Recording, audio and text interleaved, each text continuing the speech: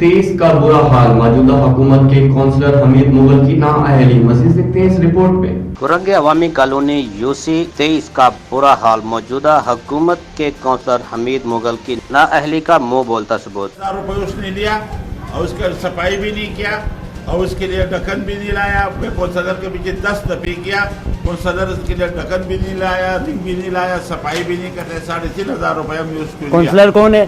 Councillor वो अमित कश्मीरी, अमित मुगल, वो इस तरह के आते नहीं अमित मुगल। और ये सारा पैसा इस तरह से रिंग भी नहीं लगाते, ढक्कन भी नहीं लगाते। जो ढक्कन इसके अंदर गिरे है और कुछ भी नहीं, निकालते भी नहीं। बंगी को भेजे उसने, बंगी को हमने उसको ₹3500 दिया और वो कुछ काम नहीं किया, चला गया। उसमें कमीशन ले रहे, सारा ले रहे इधर से।